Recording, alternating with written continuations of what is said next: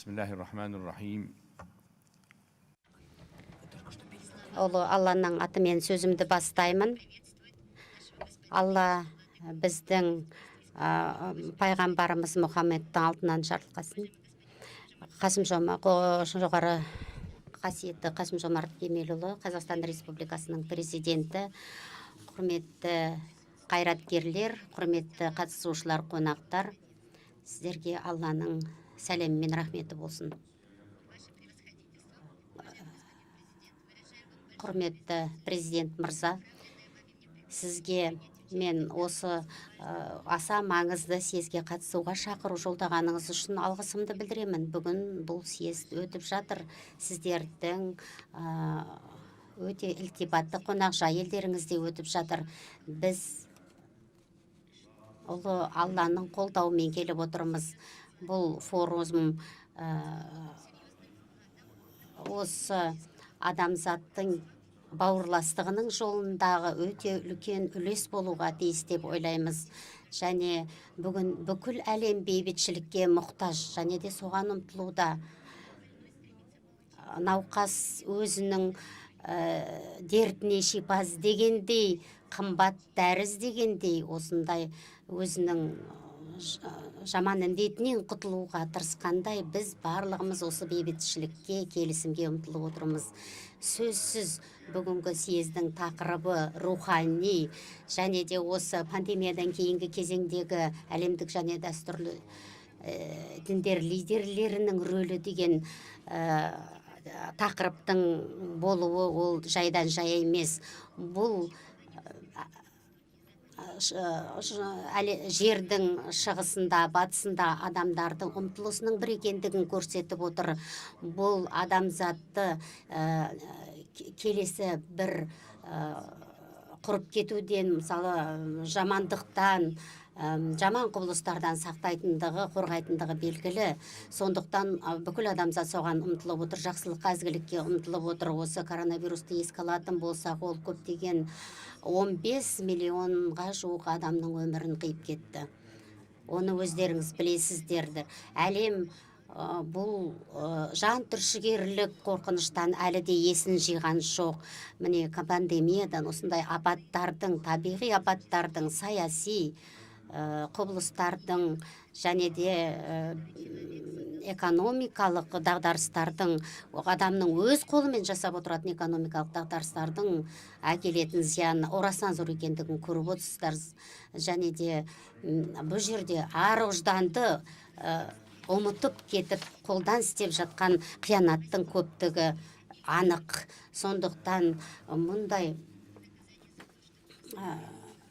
өз қолымен істеген жамандықтары өздеріне қайтаратындығын білетін болса, онда бұл жерде мәселенің шешімі өзінен өз табылар еді.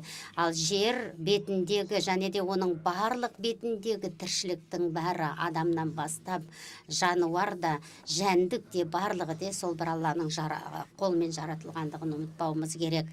Қасиетті Құранда бұл екі құбылыс туралы және де олардың салдарлары туралы жақсы айтылған. 15 ғасыр бұрын, кешіріңіздер, осы әңгіме айтылған. Бұл жерде адамның оныған жерге де зиян келтіруінің салдары туралы айтылған болатұғын аят.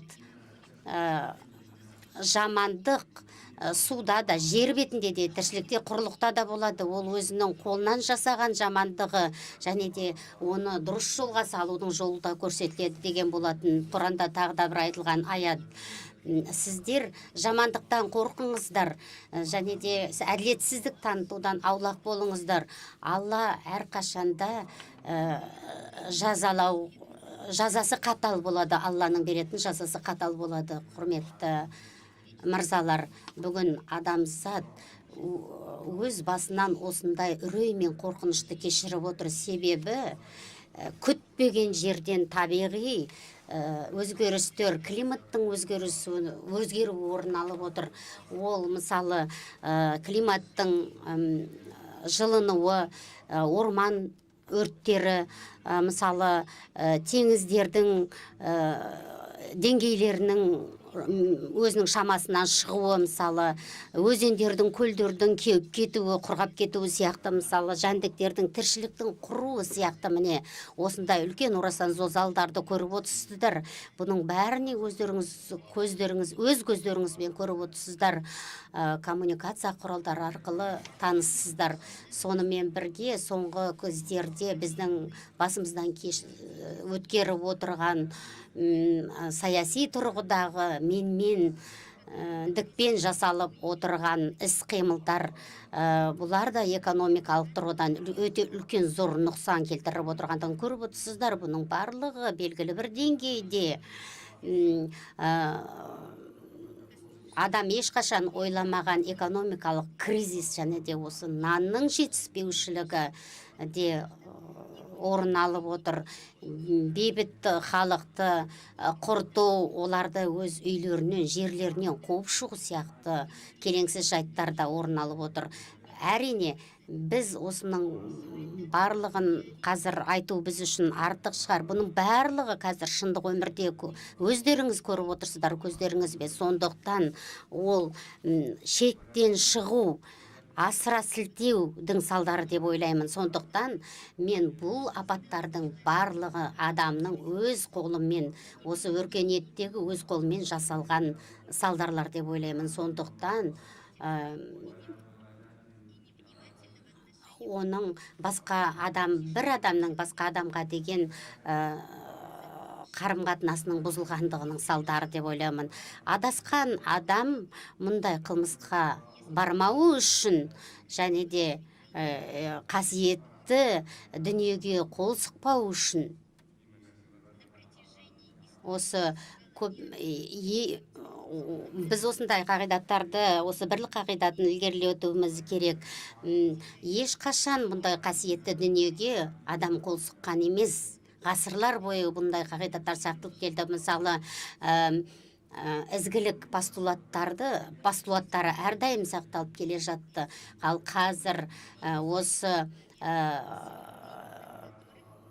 осындай қасиетті діндерге де нұқсан келтіріп отырғаны өте үлкен алаңдаушылық тудырады. Ал қазір құдайсыздыққа негізделген, сенімсіздікке негізделген діндердің бар екендігінде көріп отырмыз. Міне осындай екі түрлі апат бізге бізді үлкен адамзатты үлкен зұлматқа алып келуі мүмкін. Сондықтан эгоизм және де осы сексуалдық тұрғыдан құлдырау және де интеллектуалдық жағынан азғындау, міне оның осындай қорқынышты, жек көрінішті дүниелерде орын алып отырғандығын көріп отырсыздар. Кейбір діндердің арасында сол діндердің атын жамылып жатқандар бар. Сондықтан біз кейбір компаниялар бар, мысалы бұқаралық ақпарат құралдары арқылы отбасы институтынан бас тартуды да ұсынып отыр. Және де некені Алла адамды жаратқаннан бері қазіргі кезге дейін отбасылық құндылықты адам мен адамның арасында қарым-қатынасты қаншалықты дұрыс жолда болу керек екендігін насихаттап келгендігін білесіздер бізге. Сондықтан қазіргі жастар осындай құрсаудан шығып, көздерін ашып, анық көре білуі керек деп ойлаймыз. Міне, мысалы, некеге тұру, таза әйелмен некеге тұру, мысалы, әйел адамда бір күйеуден басқа болмау керек екендігі сияқты постулаттар бар, қасиетті кітаптарда бар екендігін өздеріңіз білесіздер. Мысалы, жануарды айтпағанда қазір тіпті ондай интеллекті жануардың өзінде де бар деп айтамыз, адамдармен салыстырғанда. Құрметті қонақтар, сіздер менімен келісесіздер деп ойлаймын. Қазіргі ғылыми, философиялық прогресс, техникалық және де қоғамдық даму бүгінгі өркениеттің беткестар негізгі принципі болып отыр. Сондықтан бұл адамның құлдырауын болдырмауға тырысуымыз керек. Сонда философтар айтып отырғандықтан өздерінің осы дауларында жеңілген сияқты болып тұр. Қазір ғылыми техникалық прогресс негізінен жаһандық әлем өркениетпен бірге қоян қолтық дамитын болады деген француз 18 ғасырдағы француз философтарының бірі айтқан болатұғын. Жер бетінде өркениеттің кеңістігі одан әрі дами береді, барынша дами береді, бізде соғыстар болмайды деп айтқан болатұғын болашақта. Ал біз қазір шындыққа қарайтын болсақ, өткен 2 ғасыр адамзат үшін өте үлкен серпілістерді бергендігін көріп отырмыз, серпілістерге әкелгендігін көріп отырмыз. Міне осындай үлкен орасан зор ғылыми, медицина, техника, өнер, мәдениет саласында да үлкен революциялар болған. Мысалы, байланыс пен коммуникация арасындағы революция болды, және де ғарыш ғылымында да осындай дамудың үлкен деңгейге жеткендігін көріп отырмыз. Міне біз осының барлығын мойындай отырып,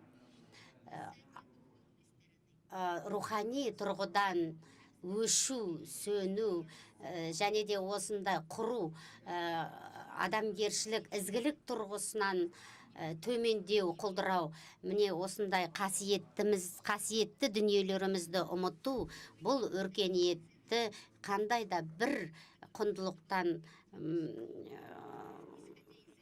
алыстата түсетіндігін ұмытпауымыз керек. Сондықтан, қымбатты достар, бауырлар, бұл негізгі бұл жердегі өркениеттің құлдырауына жол бермеудегі негізгі күш бізге негізделеді. Бізге осындай діни қайраткерлердің күшіне негізделеді. Сондықтан біз күш-жігерімізді бірлестіруіміз керек. Бұл қасиетті кітаптарда айтылғандай ізгілікке тәрбиелеу, жақсы мінез құлыққа тәрбиелеу, міне бұл адамдардың жанына, жүрегіне ізгілік орната білу біздің негізгі бастамамыз болу керек. Бұл жерде біз осы рөлді орындауға, тиісінше орындауға кедергі келтіретін нәрселерді де білеміз. Олардың арасында ең біріншісі ашықтықтың жоқтығын айтуға болады. Немесе өзара шынайы диалогтың жоқтығы, осы діни лидерлердің өздерінің арасындағы диалогтың жоқтығы, және олардың аласында басынан бастап келісімді орнату, міне ол сол адамдардың өзінен басталуы керек. Себебі егер өзіңнің қолыңда сондай жақсылық, шынайылық, келісім болмаса, оны сен басқа біреуге бере алмайтындығың хақ. Сондықтан халықтар арасындағы бейбіт, бұл діндер арасындағы қарым-қатынастың бір бөлігі болып табылады. Сондықтан діни бауырластық бұл негізгі алғы шарттың бірі. Және осы жаһандық бауырластықты осылай жасай аламыз. Негіз қаламайынша, және де осындай одан біз оны жаман мен жақсыны бір-бірінен ажырата алмаймыз, және де ол ешқандай ықпалы болмайды бұндай іс-қимылдың. Сондықтан дұрыс бастау, дұрыс жолға түсу, менің ойымша, бұл осындай бауырластықты діни ғалымдар арасында, қайраткерлер арасында тарату деп білемін.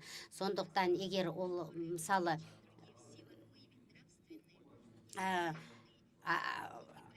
адамгершілік, рухани осындай науқастың барлығын біз осы дін арқылы емдей білуге тиіспіз деп ойлаймын. Біз мынаны түсіне білуіміз керек. Сегір қазір бізге төніп тұрған қауіп тек қана діндердің алуан түрлілігінен шықпайды, ал оған деген сенімсіздіктен шығады. Олардың туындататын философиясының дұрыс еместігінен шығады. Себебі олар материалдық бастауды алға бірінші кезекке тартады. Олар діндерді мазаққа айландырады. Міне өзімнің сөзімді аяқтар алдында мен тағы да бір-екі жайтқа тоқтағым келіп отыр. Біріншісі, бұл біз әлем діни қызметкерлердің арасында, олардың символдарының арасында орнатылу керек, бейбітшілік орнатылу керек деп айтамыз. Сонымен бірге біз мысалы діндерді бір арнаға тоғыстыру, бұл ақылды адам мысалы жамандыққа ешқашан шақырмайды. Оның дініне қарамастан біз егер бір қандай да бір әрекет дін үшін оны құртатын болса және оның тамырына балта шабатын болса, бұдан біз аулақ болуымыз керек. Сонымен бірге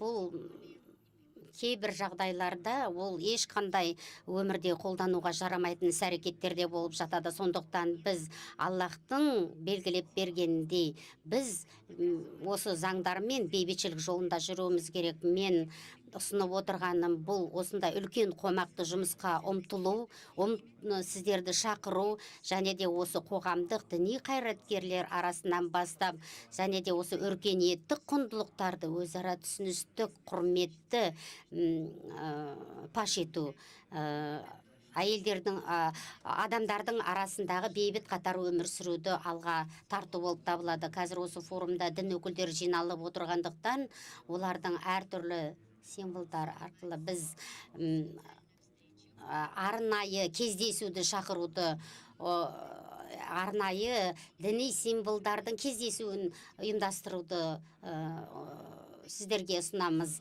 Қандай міндеттер, қандай міндеттемелер оларға жүктеледі, және мысалы басқаларға, ірі экономистерге, ірі діни лидерлерге қандай міндеттер жүктеледі?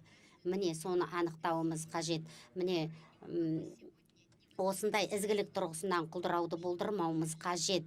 Бұл біздің барша бүкіл болашақтың келешегіне нұқсан келтірмеуіміз керек. Сонымен бірге біз кейбір діндердің лидерлері, мысалы батыста, шығыста әртүрлі діндердің таралғандығын білеміз. Олардың өздерінің қағидаттары бар. Бізде мысалы ізгілік кодексі бар. Біз соны негізге аламыз. Алланың қолдауымен бұл кодекс қазір іске асырылған, жұмыс істейді. Бұл алғашқы кодекс, бұл христиандар мен мұсылмандардың арасындағы осы заманауи дәуірдегі кодекс болып табылады. Сондықтан бұл жерде Әл-Азхар көне дәуірден бері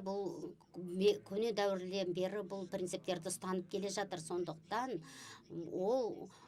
бұл принциптерге әркімнің де күші жетеді. Сондықтан осындай аса ірі тұлғалар арқылы біздің адамзат өркениетін құтқаратын осы ірі діни тұлғалар екендігін айтқым келіп отыр. Және де біз ешқашан осы адамзаттың өркениетті дамуының тамырына балта шаппауымыз керек екендігін естен шығармайық.